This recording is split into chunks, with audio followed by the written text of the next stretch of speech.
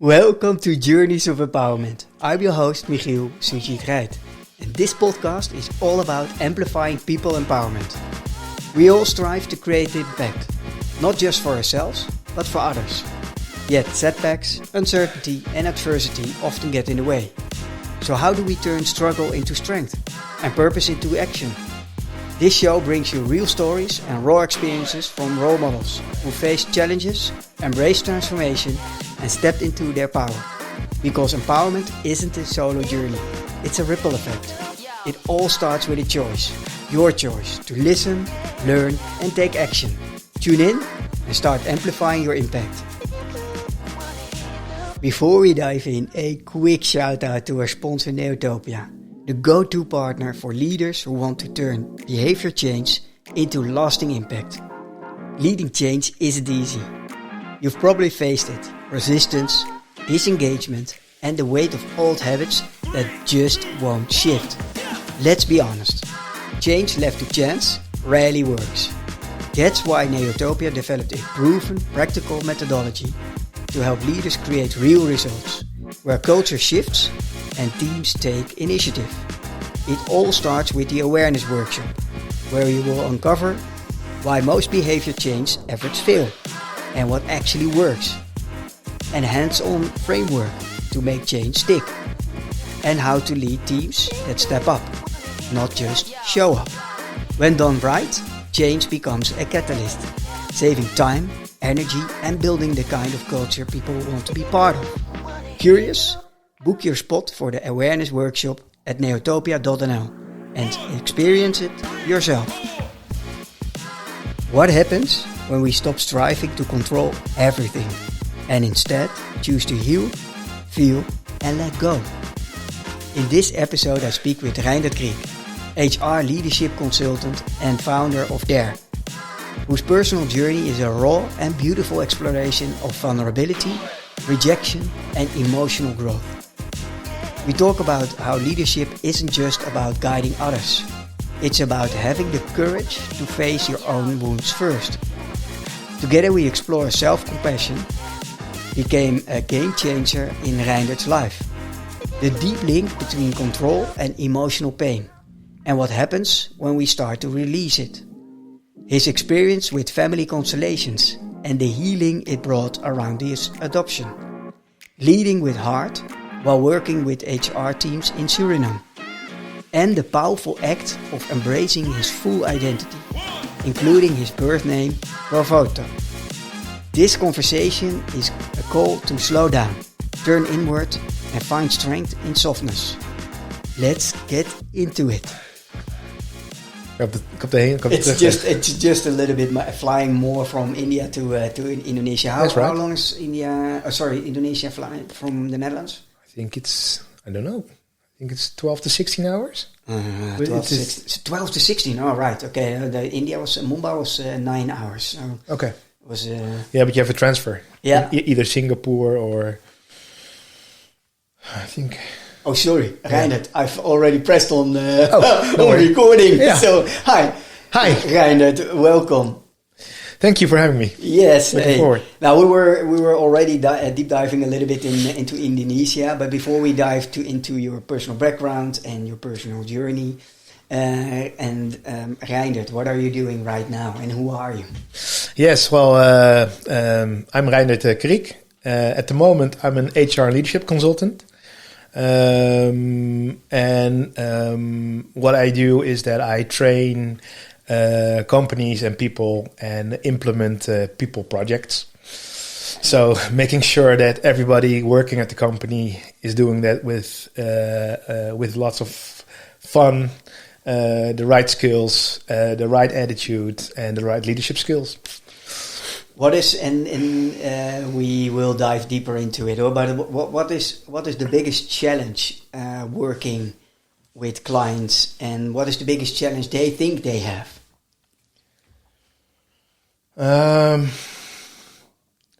I think the biggest challenge is, like in every personal leadership trajectory that you go through, is that you think that you know what you're working towards, mm-hmm. and that you think you know what you want. Mm-hmm.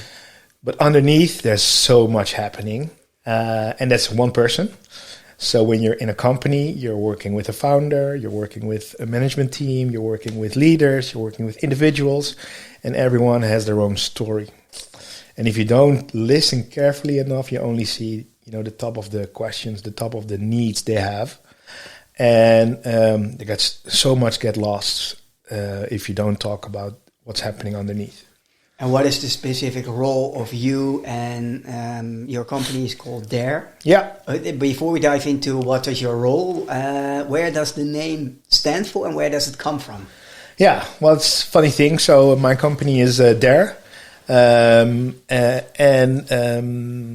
I made a very brisk decision. Okay, let's go all out and, dare to lead, dare to take the leap, because it was in my head for approximately 5 to 6 years, I believe. So it was actually, okay, I need, It was sort of prompt. It sounds prompted, like a prompt, yes. self-prompt, right? Yeah. And also it's a dream of me, my girlfriend and me. So what a lot of people don't know is that actually it's my girlfriend's name is Daan. So it's D-A and my name is Reindert. So it's D-A, yeah. Was it coincidence or is it? It was her idea. Okay, that's fair enough. But now it resonates more and more, and I'm even building a whole platform and a whole scientific model around it. So actually, I found that out last week. I was planning to make a comedian movie about, okay, what if winning by design? I made the same model for HR leadership. How would that look like? Imitating Jacco van der Kooi. He has now a AI agent, which is really him and not him. Did you? I haven't seen it yet, but Did you meet Jack? Because Jack is Jack is the AI. Jack is the AI bot. You have to figure that one out. It's amazing. I would dare you. I would dare you, dear listeners. Please be witnessing this one. I would dare you to come up with a Reindert agent anytime soon. Hold my beer. Don't challenge me, because then I'm going to make it happen. You wouldn't dare. Yeah. I don't see that happening. Pressing the right buttons. Okay. That's are you so easy to press the right button? Yeah. So if you can, that's interesting. So if you say to you can't do something, then there is something happening inside you, right? Yeah. You have to prove it. Eh? Yes. You have to prove them wrong. Yes. I have to prove it to you, but especially to me. That's the most important person. Yeah. And but how are you helping your clients? Well, actually, it started with just building structures, training people, doing the right thing, coaching them. But even more and more, I'm trying to unravel the whole unconscious part. So the whole what's happening underwater. And those transitions take long, and they take long to realize, take long to get used to that, and also cut yourself some slack. But because when you notice, okay, I thought it was them, but now it's me. Mm-hmm. That whole realization and taking action, that takes time. Knowing from my own experience. Yeah, and what is the biggest challenge? Why does it take so much time? What is keeping us from? Yeah, I think I'm not quite sure, but if I hear people talking about if you ask people to reflect, it's so easy to fall into the self judgment you have. Mm-hmm. It's not helping you, but it's like it's on your shoulder and it's whispering you, nope, this is not what you did, this is not what you want. You're an idiot. The inner critic. Yeah. And you mentioned also a scientific model. What is the idea behind the scientific model, and what are you aiming for? Yeah, so that's something I need to explore this year. Yeah. But I think that there are a lot of models, And the whole thing about the models is that they do not communicate. And when I look in, when I see bigger companies that you have to transform, you have to speak the same language. And DISC has a language, TMA has a language, leadership coaching has multiple languages. And what if we can combine that and we have the same languages, the same structures, the same procedures or the same choices that you can make when it comes to HR and leadership?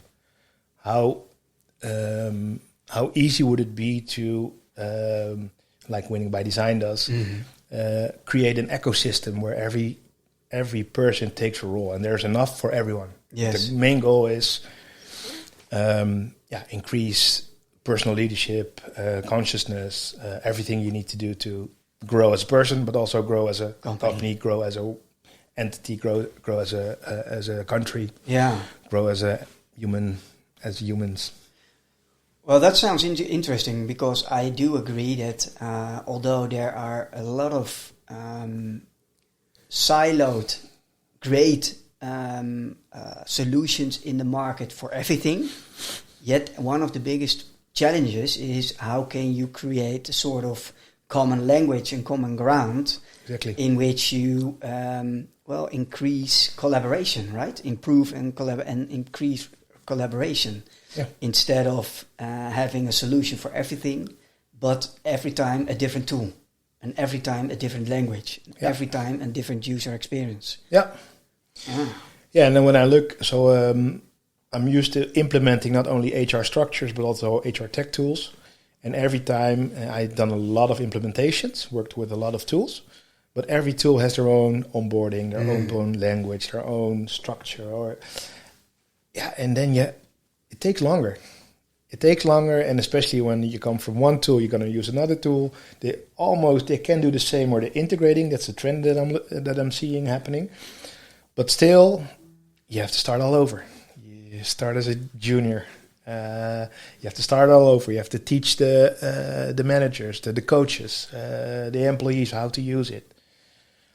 Yeah, that's pretty confusing. It is. And at the end, I think one of the biggest powers of AI in this whole area, in this whole situation, is that when you create an agent that oversees all the complexity and combines it in one kind of language, and also bring it together, that would be great. Yeah. And also, I also believe that if you offer the model for free, people find their way, and there's enough for everyone. As long as it goes smoother, it's more easier to reach, easier to implement. But most of all, that we can help each other, because I think that's something that we share. If we can help someone or some company or some group, then we're going to do it. We for sure do that. Hey, and if we go a little bit back in time, we met each other. I think it was at a Quam well-being event. I think that was for the first time we met in person. We were already connected, I think, in The Hague. Am I correct? Yeah. Yeah, it was with Alaric then, and we did a picture with the three of us. And in what role were you there? Because Quam Wellbeing is in the well-being space. And why did we meet each other there? What was your role then? I was working on the HR consultancy, few people. Yeah. And I was leading the Rotterdam office. And from the as a head of the office of Rotterdam, I was giving a presentation, I believe, about well-being, right? Of course. How to guide your team through stormy weather. Yeah. Because I believe it was just after. Yeah, just after. Yeah, we can. If it was 2022. It was 2022. Then it was just after pandemic. Yeah, and the main thing of my presentation was, I did everything. I just worked my ass off, and we finished the finish line, the Corona times, with the entire team. But I had no energy left, And then it all started. Okay, this is my pattern: working hard, losing energy, and I need to reload or refill my battery. And that's still something that I'm not good at. Energy management. That's an interesting one. That makes me curious because you pinpointed as an energy challenge, right? Mm-hmm. And I see you as a very high intelligent, but also high energized person. The question is it an energy challenge, or is it maybe a challenge underneath which costs the energy? But is it necessarily an energy challenge? What do you think? I think it's both. But what I'm more and more questioning at the moment is the guy that you're seeing high in energy. Was I high energy all the time? Or was it something that I was doing, keeping up appearances? I think it's both. I have a lot of energy and I'd like to move things forward because innovation, working together, improving and improving lives, those are core values for me. Yeah. For me. But in some, especially when things get tense, then I tend to move away from, okay, what do I need now? Because I'm here to save the rest. So which is absolutely not true, of course, but that's how my system works. There's nothing wrong with trying to help a lot of people, and so there's nothing wrong with that. So when you go to your values, what are your values? What do you value? What do you value in life? Yeah, I think good connections with nice people. Working towards doesn't matter what I'm working with or working on, as long as we improve as a team, but also improve the way we deliver services or products. So I'm always looking ways to improve and not but exponentially. Okay, if this is the case, this is the problem. How can we growth hack it with less energy, less struggles, or less, I don't know, or more tools, for example.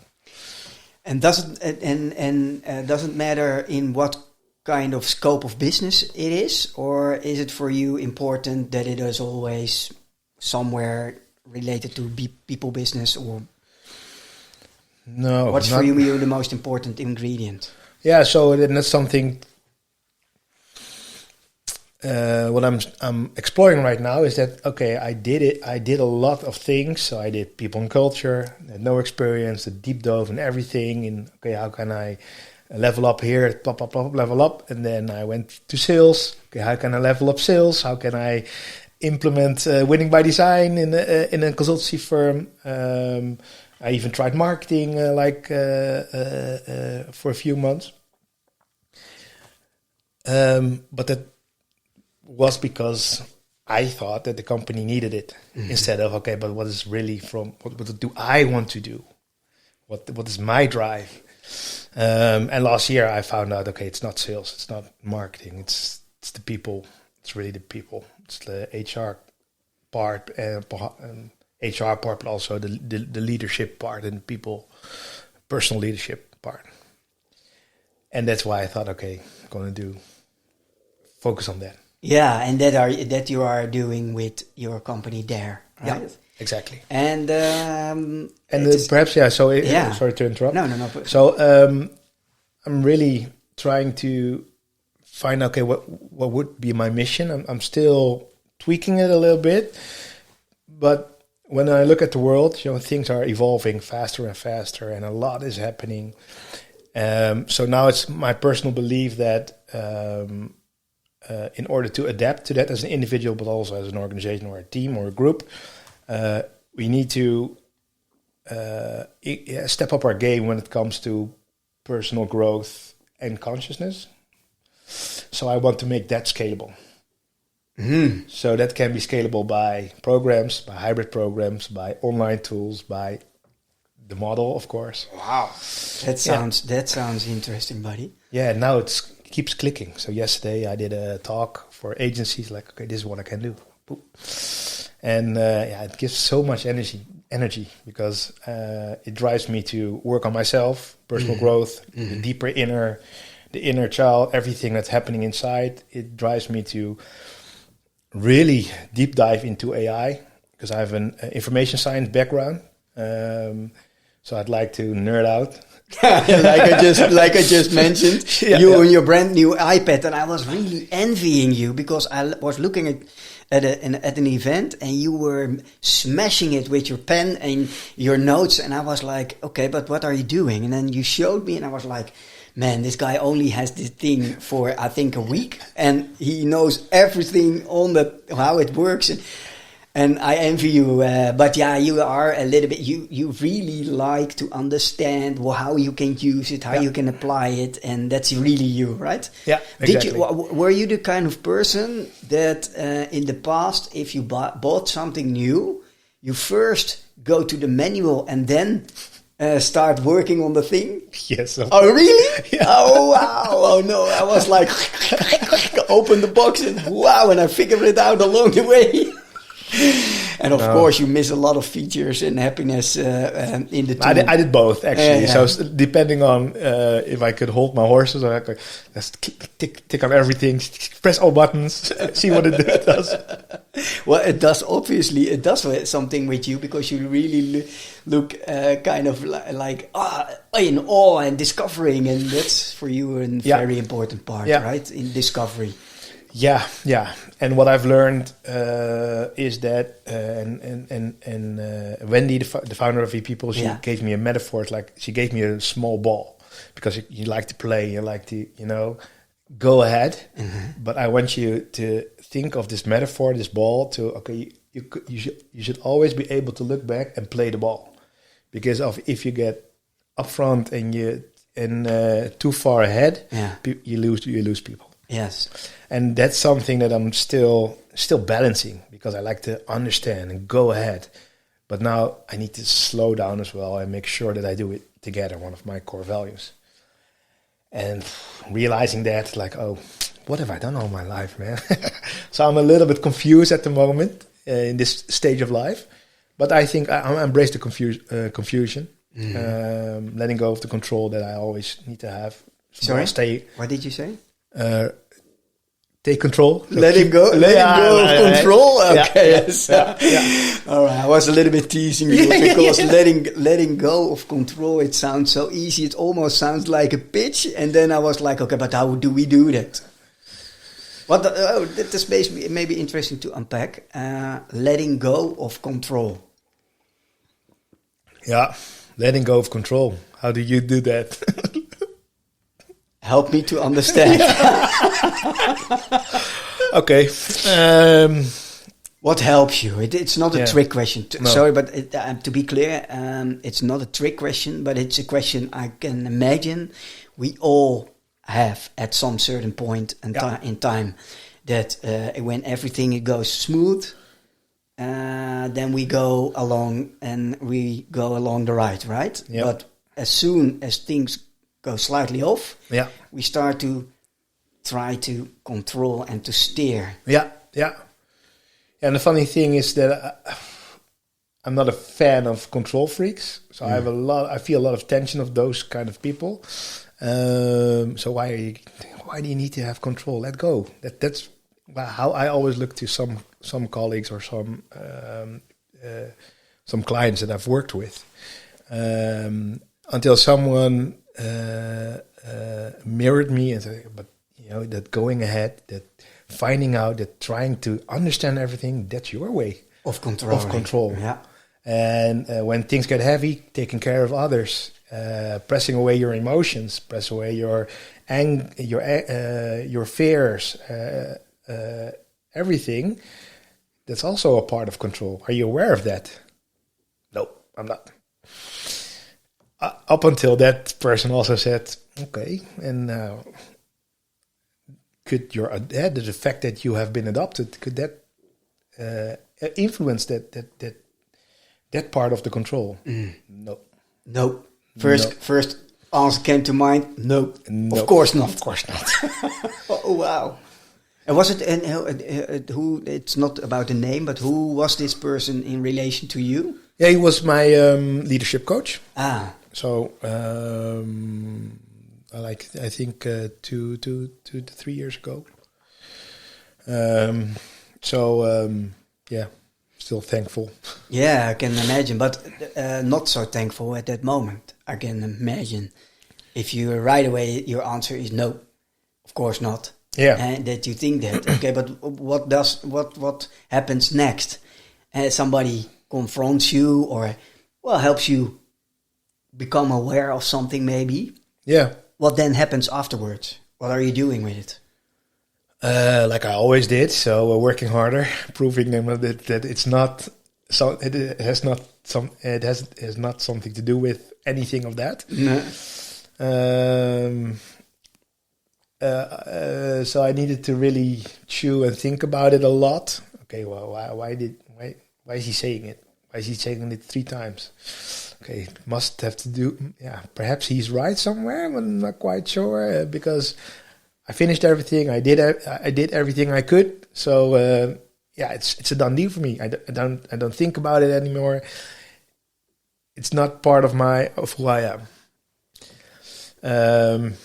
And I don't know what really happened, but suddenly I thought, okay, if that's the case, still don't believe him, but if that's the case, what can I do to understand it? So I tried to read things, read a lot of podcasts. I didn't even go for a family constellation. Yeah. So it was no thinking, just doing. And then I really found out, okay, it's somewhere very deep. It's one of my far-pressed emotions. It's not thinking, it's not doing, it's emotions, it's feelings. Yeah. And then what kind of time span did you figure that one out? How much time do you think in the podcasting, listening, reading, reflecting, all the things you did, and also the family system? But what cracked the node? What made you really realize, hey, it is deeper? Is there something specific, situation or thing or tool or conversation? No, I think that family constellation, that family constellation. I was so tense the entire day. Yeah. I was physically there, but I wasn't emotionally or mentally there. Mm-hmm.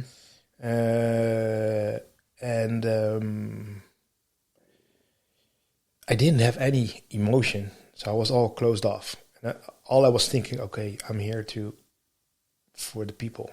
Oh, they're here for the case. They came here, yes. Yeah. And now everybody is showing emotion, and I'm not. Oh, sucker! What's wrong with you? This was only going in my mind. So, and I was just spiraling down. But the funny thing is that in the last minute, because the facilitator, she one time she said, okay, perhaps, you're being true to yourself, because I see that you don't feel, you feel less. I'm not quite sure if she said it that way, but that's my interpretation. Or maybe didn't express. Yeah, didn't express. But what I want to do this last minute is just look at everyone and just look and see if you can make one connection. And I only had 1 second of my biological father. Just 1 second, and he, or the person representing my biological dad, said, "Oh, I feel that he sees me," and it was so intense. Just the 1 second, and the whole week afterwards, I was feeling more grounded, more fearless, really strong instead of big. I was Acting big. Acting big, yeah. Yeah. But it was actually feeling strong. Yeah. That's deep, buddy. Yeah. It is. And I'm thankful that it happened. Yeah. Aren't you? I'm so grateful for that. Yeah. Yeah. And before we go further, can you help us a little bit understand more, and maybe some people never heard of it, family constellation. What is purpose and what are you doing? What is happening? Well, I have to be honest, when I do something, I just plan and go ahead. So I'm not quite sure if I can explain it the right way. There's no right or wrong. No, okay, yeah, true. But the way I see it, that you come together as a group, where you have something that you need to look at, not in a rational way, but in an emotional way. And what happens next is that there's a facilitator, and he or she will ask people to represent a certain member of your family. And can be family members or past family members, and sometimes you see family members of which you knew that didn't even exist, but also miskraam. Yes, miscarriage. Miscarriage. Yeah. So just to look at how your family system looks like. Yeah. And then simulating. So it was a group. Sorry to step in, but this was a group of people you already knew, and you were in a group session, or were new people, and all with the same purpose. Yeah. And there was only one facilitator who wasn't joining the reason why people are there. Exactly. Right. So he or she, or in that case, she was facilitating and asking the questions, and sometimes she will ask, okay, can you repeat my sentence and speak it out to him or her? But I have to correct you because we didn't know each other. No, so at all. At all. So how did it feel? Because it's high sensitive matter. And how did it start? And was it a long session? Was it a short session? It was an entire day. So you always have to choose. You can be either someone who can represent someone, or you can bring up a case. And since I thought, okay, let's do it, I'm going all the way. I want to bring up my case. But you're also, I was also asked for somebody else's case to be represent someone. Yeah, to simulate a dad or a person, which was important in the family constellation of another person. Yeah, but that's intense. Yeah, it was pretty intense. Yeah, I can imagine. Yeah, and what made you decide to do? Here we are to do this, because it isn't something that popped up in your mind. I mean, you were in the car, you were driving you commuted, and then all of a sudden I think, okay, let's do this. Yeah. Normally that doesn't work like that. What helped you, or who helped you, or did you read something about it? What made you curious to find it out? I think the whole fact that I wasn't feeling anything about being adopted, and the strong sense I have, okay, there's nothing there. In combination with the fact that, so when I look at my pattern, it's like, okay, helping others, saving others from my perspective, and still afterwards, I'm the one with the low energy. So I thought, okay, could those things be connected? Because so my main goal now is to get rid of that savior syndrome I have, that Superman syndrome, which is, in my opinion, my hardest problem to fix, that I really want to fix. Normally I'm not that fast, so quiet, eh? This makes a deep impression on me, and I have to say, let me explain why. First of all, why see it as a problem? Why see it as a problem that you would love to help a lot of other people, and you call it savior? Why is that why labeling it as a problem. So I feel for you. That's maybe what's happening. And I'm like, hey, but there is nothing wrong with helping or saving or that. So is that the real problem? So I always said that's not a problem because why can you not? That's one of my conviction and perhaps some of my identity, if I may say so. I'm still figuring that out, and that's something that I've been saying to myself. As long as you save it, what's wrong with that? But it's for a reason that in airplanes they say, okay, when you're traveling with a child and we're going down, put your oxygen mask first before the other.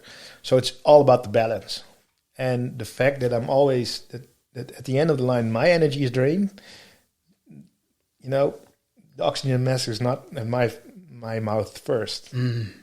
So that whole conviction of saving others first and then myself. That's now I'm exaggerating a little bit, but I think you understand the. Yeah, I do, and it's a funny thing because if it resonates with you, what does it say about you? Yeah, right? That's a good question. Yeah. It's a conversation, buddy. So you may ask. Feel free to turn the questions around whenever you want to. Yeah. I would love to. And if I may step in a little, why does it resonate so much now?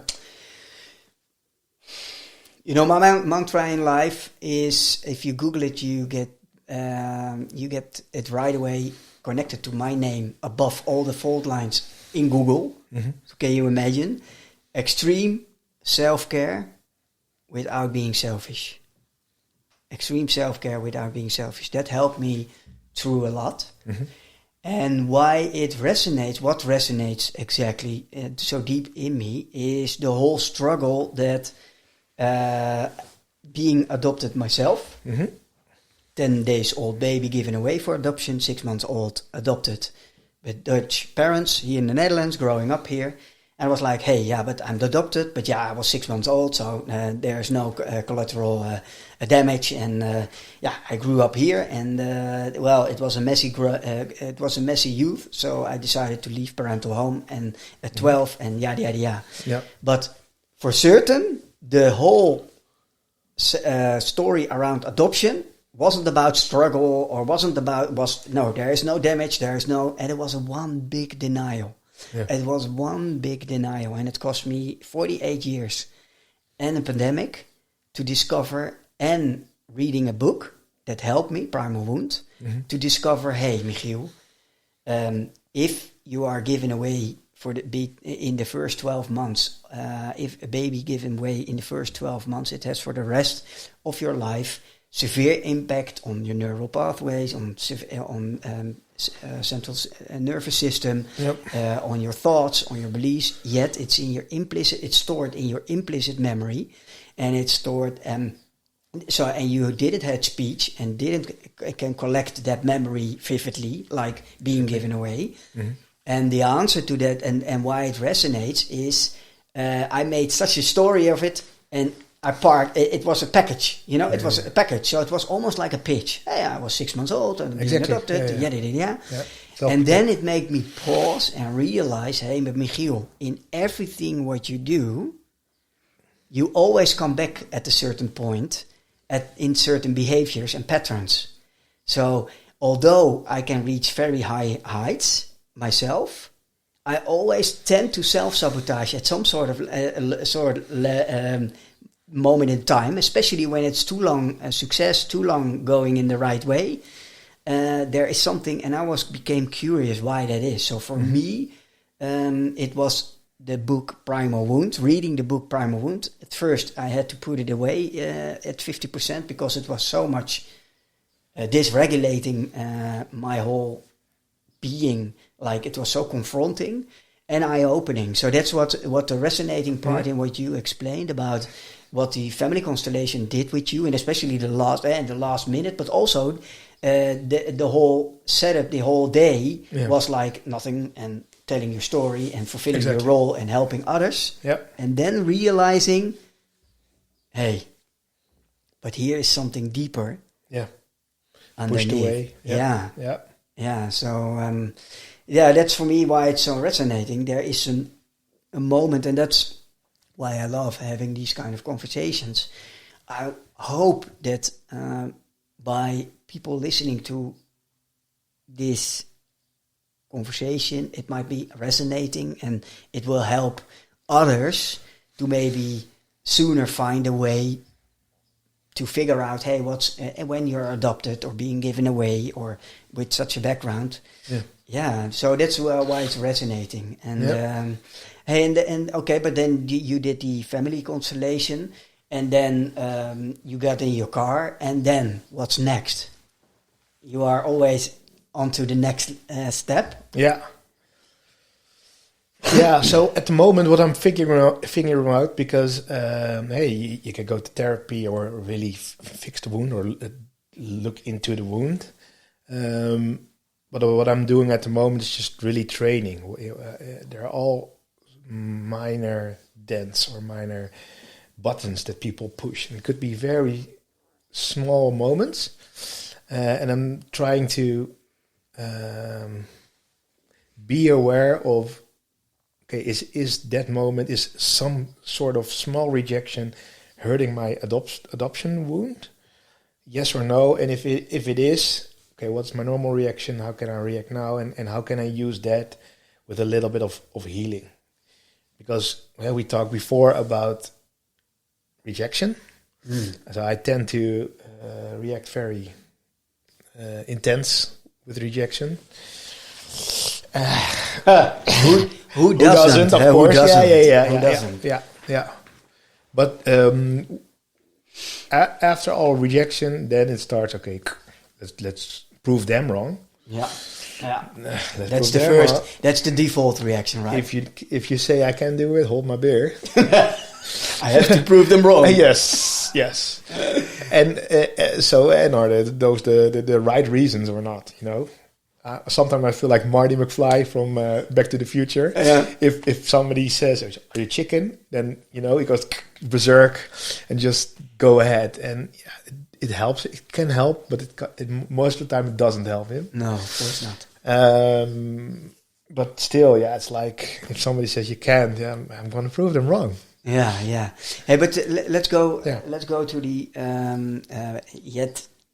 We already knew in your pre-conversation that it's going to be a resonating, personally resonating conversation because we share at least one big overseeing topic in our life, and that is being adopted. Yeah. Rejection. So rejection is a really big button, and with in our life, it's for everybody. Nobody loves a rejection. No. But what can we learn there? What are you trying and figuring out behind why it's a painful experience and how you can deal or cope with it? Yeah. I find it a little bit difficult to answer because normally what I did when I felt rejected, I did other things. So work harder, prove them wrong, do other things, lots of sports, overtraining. The ones in my life, I just, cut everything, do stupid stuff instead of, okay, what pain do I feel for rejection? So now I'm in this period of my life, I'm just, reflecting, okay, what is happening when I feel rejected? And it could be that somebody, okay, we had the feedback how to improve a workshop. Could be a project that I wanted to do and they chose another one. But it could also be if somebody says, perhaps sales is not your strongest point. No, what? I don't even like sales, but I did it because, okay, want to be one of the tough guys, the good guys, and you're laughing. I recognize so much. That's sorry, but we're laughing while we're talking and reflecting on rejection, which is all about. It's not about laughing at all. When you feel rejected, you're angry, you're disappointed, you're anxious. It's. I don't. Do you think it's possible to even come up with a positive feeling while being rejected? Do you think that it's even possible? Let's say, imagine a situation which is of high stakes for you. Yeah. And you need something to accomplish and you need others. Yeah. And you get rejected. Can you imagine yourself feeling a positive feeling attached to the rejection you just got? No, of course not. No.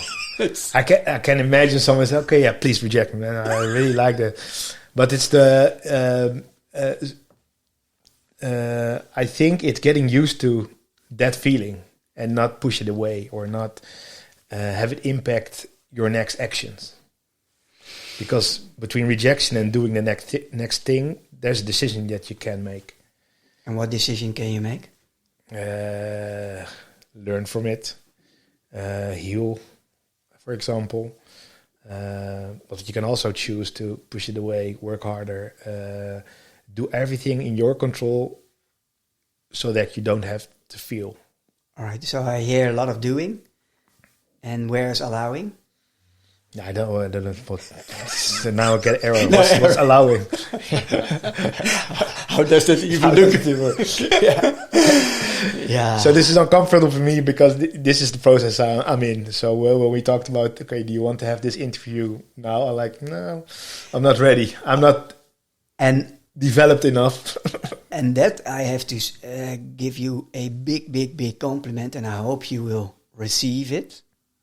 Mm-hmm. And because a big compliment, because yes, you said that, and it's maybe interesting to step in a little in what I always do before we have the pre-conversational call, is that I look at your LinkedIn bio, I look at social media, I'm trying to look at to build a picture around you, although I know you a little, of course, already, and the thing, what I noticed and what I gave back to you, of course, is, hey, buddy, although I know you and we see each other multiple times at events, I couldn't find a lot on the internet about you.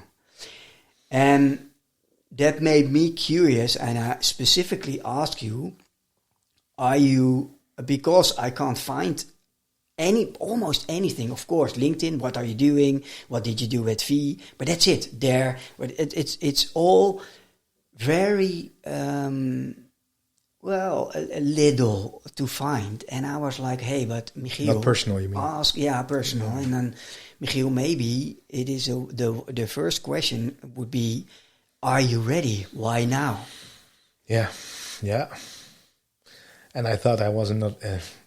So still think, okay, why am I doing this? Why am I sitting here in this chair? So it feels very uncomfortable talking about myself, because that's something that founders and good people and successful people do.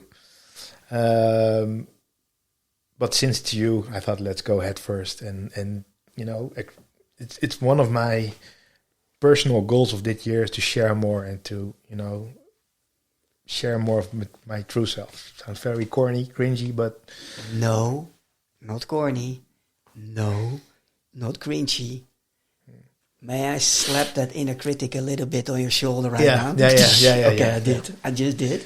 And just let it happen, right? So let me finish my compliment, because this was helping, hopefully, the listener to better understand, hey, what is happening right now. But so the pre-conversation, I asked the question, why now? And are you ready for it? Because I couldn't find any personal information about you. Are you really ready? Because, of course, we're going to have a conversation about your company, what you're doing right now, but it's always about the what and the how of what we're doing.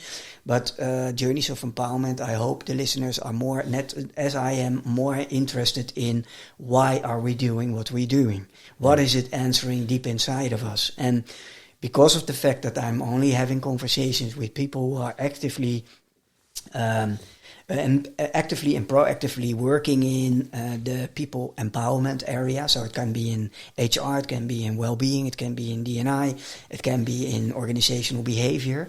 But there's always a deep angle in helping other people, helping or saving other people, bringing out the best in themselves. And when I think about you, I think it's a superpower that you always want to help a lot of people. And yet, I think the biggest quest in our life is maybe, okay, but why do I want to help people, and who do I want to help people? Who do I want to help with what? Yeah. And you will come there. You are on that path. Yeah. But you are on that path because the interesting part is one of your first clients right away off the hook with there wasn't here just around the corner and a company you already knew and was very familiar from it. And it wasn't even in the Netherlands. Where was it? It was in Suriname. It was one of your first clients, and it's right away in Suriname. Yeah. How did that happen? Yeah, funny story. So I went to Suriname for 3 times last year to train HR teams because someone in the network asked, okay, Suriname, there's a big brain drain going. So all talented young potentials, they are being headhunted and not from other companies. Yeah, you do have some multinationals over there in Suriname, but mostly they go to Curaçao, to the Netherlands or Belgium, which makes it very difficult to keep them working for the company. So HR needs to step up their game because at the moment they more have a HR operations, HR officers role. Like administrative, support, necessary evil almost. Exactly. But we want to enable them to take on more of a business partner role. Yeah. So advice, leadership, implement impactful projects, learning and development journeys, those kind of projects. But yeah, they're stuck in their daily business, the daily HR operations. And you did 3 times. You went 3 times. Yeah. Was it 3 times with the same kind of client or a different client? Or I think I've trained now in total 20 companies. So I did it at the same time. Wow. So 5 to 10 different companies with different challenges. Yeah. But actually different challenges, different business, different people. But yet in core, the same structures and the same underlying challenges. Yeah. Okay. And I can imagine sitting in the plane, going for the first time to Suriname, and then was it also your first time in Suriname? Yeah. And being there, and it's a funny thing because there are a lot of Japanese, of Indonesian people. So. Yes. Every time I went there, I was surprised that people didn't know that I wasn't a Surinamer. No, that's funny. That's funny. Yeah. It's also funny to maybe see more of the kind of similar of the same genetic markers as yourself are wearing, right? Yes, exactly. The first time I was in Mumbai, I was like, hey, these people actually really look like me.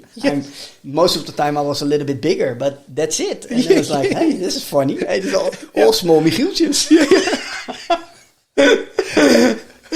Oh, that's funny, huh? And that's because the funny thing is when I sat in the plane of KLM from Amsterdam to Mumbai, the whole plane was packed with Indian people. And that was for the first time that I was in the same place with so much of the same genetic markers I ever met. So I was looking like, hey, this is funny. Yeah. It's a funny feeling, right? Because it is. Because growing up here, do you feel yourself 100% Dutch? Or what do you feel yourself? Yes, I guess so. I feel 100% Dutch, yeah. I think... sometimes I forget I'm not white. That's also interesting. That's also interesting. Hey, but let's go back. Yeah. Let's go back to Suriname, and then can you recall the feeling you had the first time when you left Suriname after a week? It's a week. It's a week, yeah. Yeah, after a week. Can you remember sitting in the plane what you felt when you look back and reflect on that week? What did you feel? I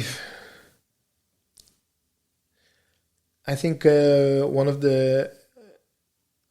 I think I really felt pride.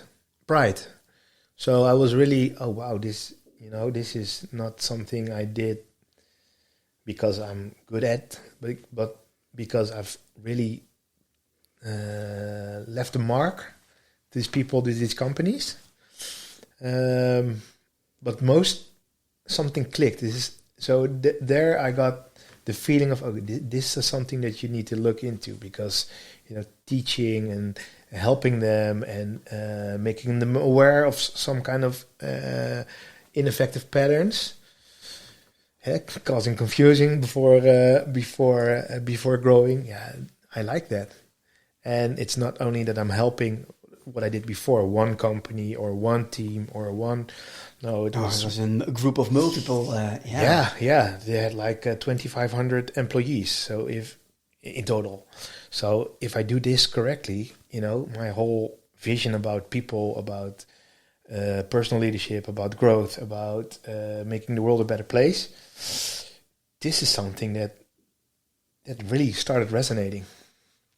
This is recorded, so if you're doubting, if you're doubting, sometimes why are you doing what you're doing? Yeah. Here lies somewhere the answer. Yeah. Here, buddy. Yeah. Here, because I can see it, I can feel it, but also you saying out loud that you were proud. Yeah. Is exactly. I love this moment. Yeah. I know. You find it awkward right now that I make a moment taking of it. Yeah, you're taking it in. But great. Being proud, coming out of your mouth, because we never can deny that you said it and that you and it's on camera as well. Makes me proud of you, because that's I really love that you felt proud, knowing you with the inner critic, and it has also always to have to be better, but it made you feel proud, and you see you were there and you were able to connect them to each other and with each other and able to learn something, and that's beautiful. And reflecting on, because I said, okay, this is my goal with Dare. Yeah. So that clicked like 1 week ago, and now reflecting on the feeling I had when I left the plane in Suriname, the seed was planted. So and even before I started there, I had a vision of like a hybrid leadership program. So part you can do at home. Micro learnings, but the most value is one-on-one and the interactions. Yeah. And not everyone can afford the Baak or Bureau Zuidema but what if we develop the program or develop the model that every company can build their own the Baak or such institution within their own company? Beautiful. How great would that be? Let's go. Yeah. I would say, right? Yeah. Thanks for sharing. Hey, and if we go a little bit more back to where it all started, because you were not born in the Netherlands. Yeah. So take us to where you are born and that trajectory. Yeah. So born in Jakarta, Indonesia, 1982. You're that young. Yeah. Actually, I believe I was one of the last generations that came from Indonesia. Yeah, you said because because they stopped that, and now everything. Not everything went smoothly and legally as it's supposed to be. But I arrived in Rotterdam in 3 months later. Grew up in Rotterdam. And so you were 3 months old, eh? As a 3 months old baby. Yeah. Okay. Yeah. I think that my luck. No, I think it's luck. Is that I have a Dutch father and a Indonesian mother. Oh, so okay. The whole culture that we didn't even discuss. Oh, okay. Yeah. Oh, so Yeah. So that's I think at the time it was luck because I had some Dutch trade, some Indonesian culture and Indonesian food. Some genetic markers around Yeah. Oh, that's interesting. Even though up until I was 16, my favorite food was hutspot and not rendang. Hutspot with rendang is really I know. Yeah. Vouch for this one. Yes. Oh, really? Hutspot. Yeah. Grew up in Rotterdam. Yeah. Brothers, sisters? Sister? Yeah. Sister, she's 3 years younger. Also adopted? Yeah. And Indonesia. She was adopted from... No, not Indonesian, because... you were the last one. Yeah. So she comes from Colombia. Ah, cool. Yeah. All right. So you grew up and tell us a little bit about your upbringing. Yeah. What do you want to know? Yeah. Well, what can we learn about your journey? I think I went to school and high school pretty smoothly. Yes.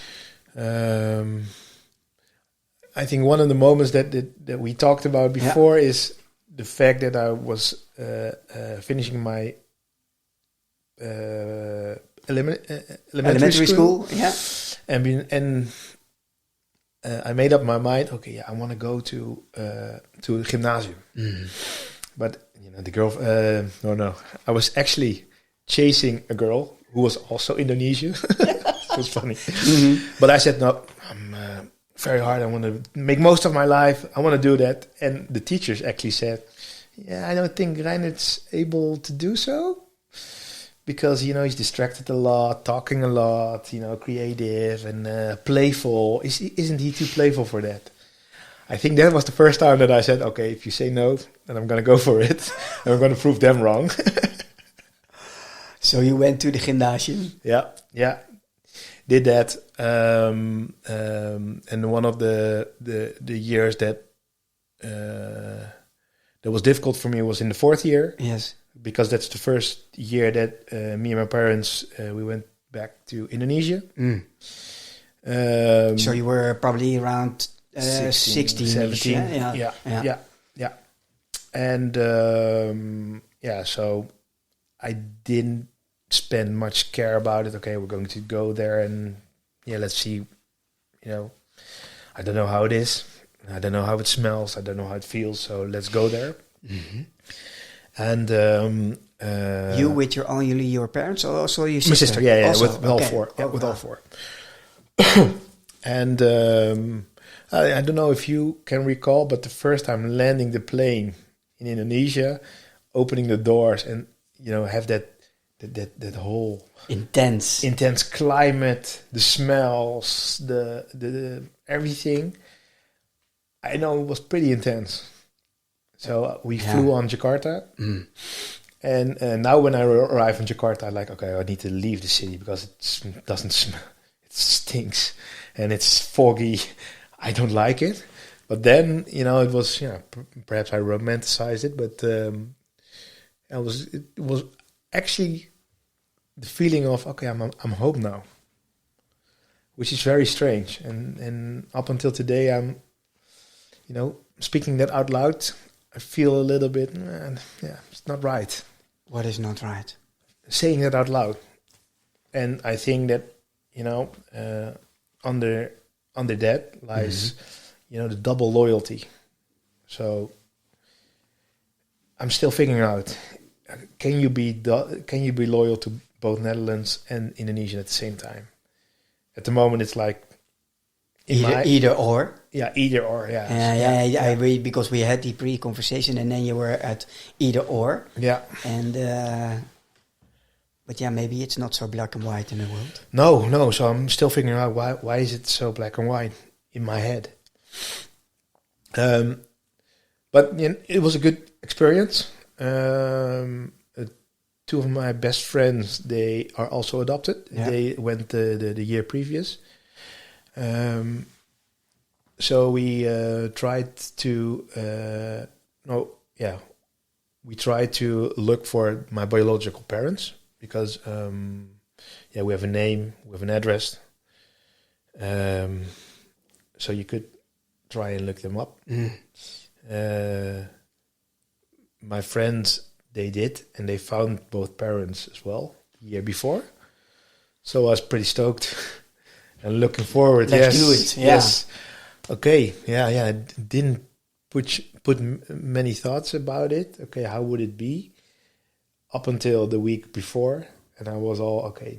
They found it, so I'm going to look for them, and I want to see if they resemble, if we have some resemblance, if I have any brothers, sisters. Let's figure it out.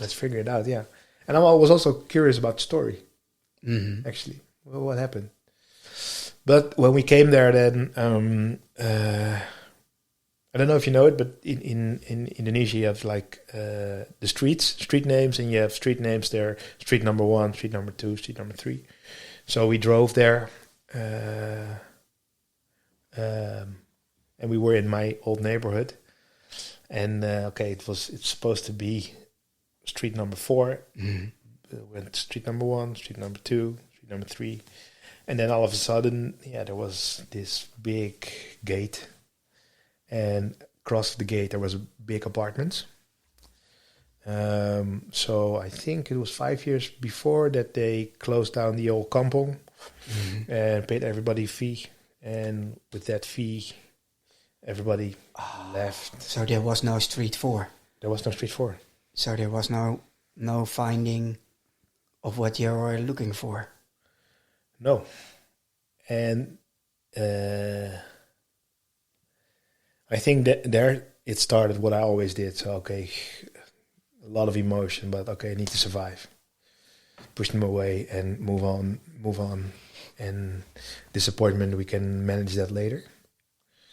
And up to today, I'm still, I don't think about it that much. But I do see a picture of me, little Reindert, 16 years old, just across the gate. Lost. Really disappointed and lost. Yeah. I think that year was also it felt like a lost year. Really, what am I doing? What am I doing it for? So really listening to melancholic music and etc. Feeling lost. Yeah. Yeah. Up until I think it's my history teacher. She said, we all believe that you're perhaps not the right person going to gymnasium. And then, thanks for that. I really needed that. Oh, then you had something to focus on. Yeah. Prove them wrong. Yeah. Here we go again. Pattern. Well, there's nothing wrong to prove people wrong when it comes to these kind of things, right? Yeah, it is. And it was maybe at the time also, it comes in handy to get you out of the sort of depression period, dark period for you, which I can imagine there is after that disappointment. I can vividly see you at that fence, looking at something. There wasn't a street number 4. No. That's. I feel you. I feel with you. That's a really disappointment. Yeah. So, but then your history teacher challenged you and rejected me. No, just kidding. Yeah. You see, it's a funny word now. You made it a funny that's right. Word. Yeah, we accomplished something, right? Yeah. Sure. Yeah, and after that, did my studies and started working, and actually doing everything I liked, or just but not really focusing on what I wanted. So it was more people ask me, let's see if it's fun, and go and do it, start it. Up until that, I met my first sales role in a very commercial recruitment agency. I think about it. It was not my role, and it was in 2009, I guess. So with the first financial crisis. Yes. So I started working there in 2010 and doing a lot of cold acquisition. And a lot of rejection. A lot of rejection. Yeah. A lot of no. A lot of no. No. Yeah. Don't have time. Yeah. Call me later. Yeah. Maybe in a half a year. Yeah. But I was actually good in that. Oh. So why wait in half a year? You can succeed right now. Just press the button. Say yes. Yes.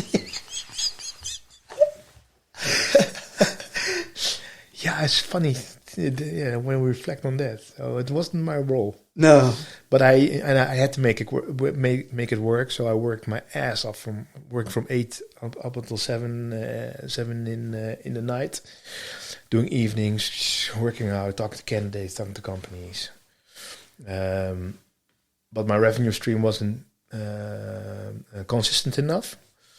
So I was fired actually. So my first time fired when I was 29. How did that? I was also 20. I was 30 at Hilfinger.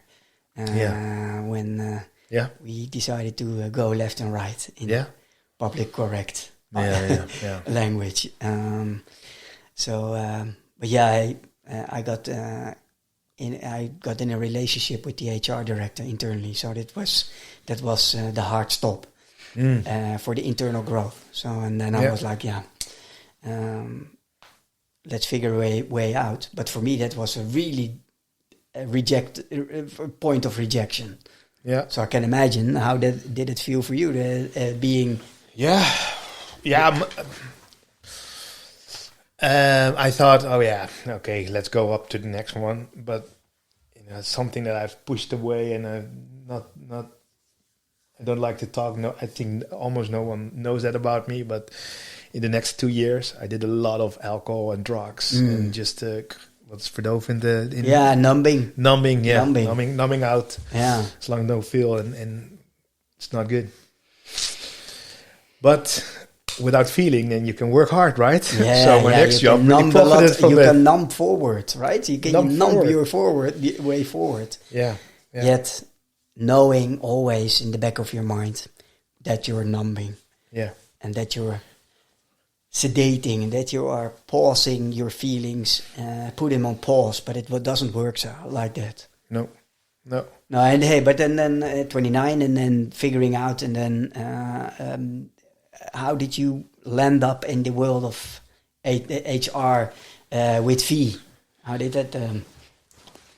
Yeah, actually, so I started as a recruitment manager for a big digital agency, but I was being pretty successful in recruiting a lot of developers, but a lot of people left, so I needed to do something with HR, and so I did everything: reading, understanding, implementing, making shortcuts.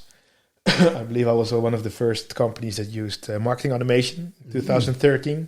Fancy. To really make sure that all developers, and then you didn't have any privacy statements, so you could go to GitHub, source all email addresses, and started some sequences. So what I did then is automate the boring stuff and do cool stuff, and that's how I always taught my interns. So you can do boring stuff if you don't. You will be doing boring stuff if you don't automate it. So do it as lean as possible. Yes, and that worked for me. And then I came across to a few people. I think it was Wendy or Mechelt, because I've never done HR before, and I thought it was a good thing to have somebody with knowledge and experience of that. So that's how we met, and I think 4 years later I made the transition to V. And I made a concise decision. I don't want any responsibilities. No let me just do my consulting job, just advising, just doing my stuff. Yeah. And see where that goes. Yeah. Hey, before we are heading to the end of our conversation for this episode, is if we look back at that 16-year-old boy there at the fence, with all the knowledge of now, what would be the number one piece of advice you would have loved to give him with all the knowledge you have now?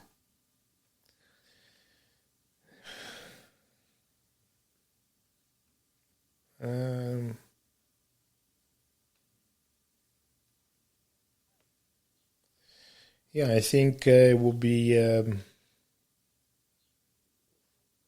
slow down. Everything will turn out fine. That's, I think, in everything the most important advice I would give him. But also tell him that it's okay that to embrace little Provoto. So that's my biological Indonesian name. What? Provoto. Provoto? Yeah. Cool. Yeah. Is it also somewhere in your name, as in your passport? Yeah. So it's Reindert Kriek. Cool. Yeah. Yeah. But I always disliked it. And why? I don't know. I think it's the resentment of where I come from, denial. Yeah. It's not a nice name. I used to think that. What is the meaning of Provoto? Do you know? Okay. No, because also this is resonating, and I recognize this. It cost me.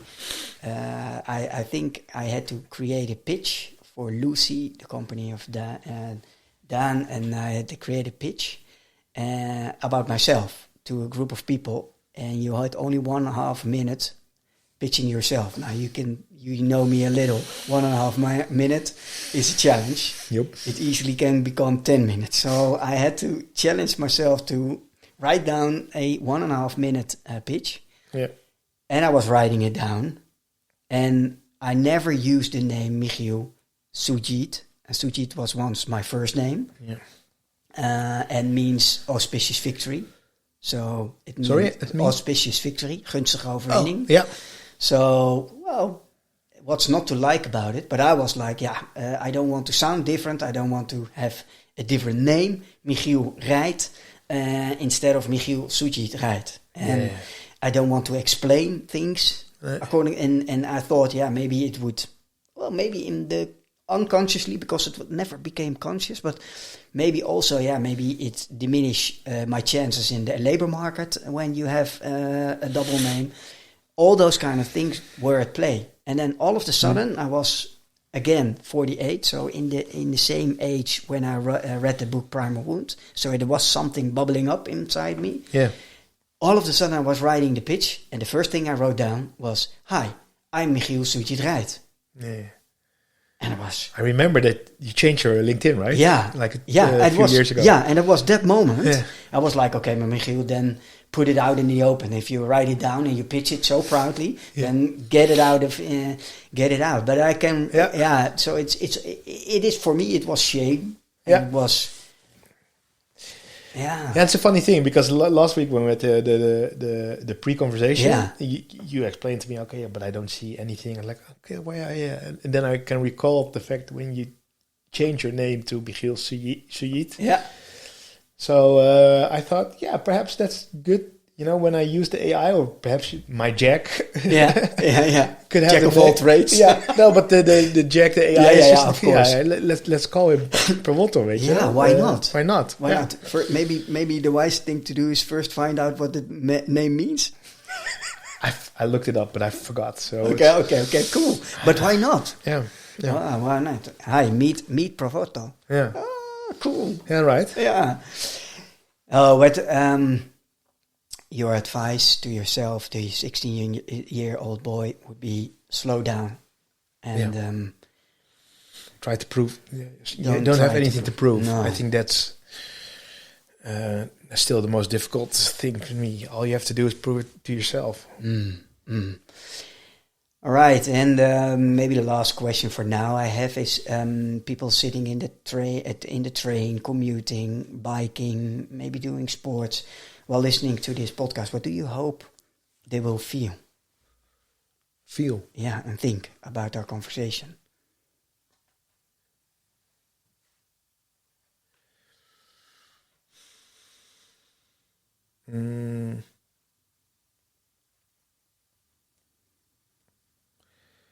I hope I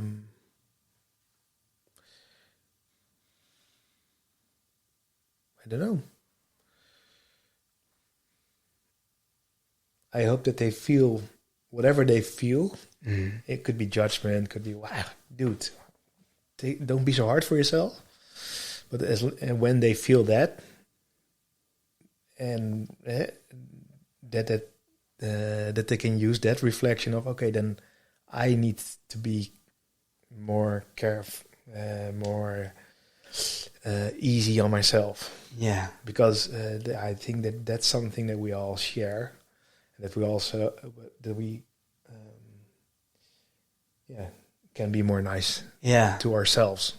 I hope so too, buddy. And I translated it to compassionate, more self-compassionate towards each other. And I hope so too, and I hope the same for you.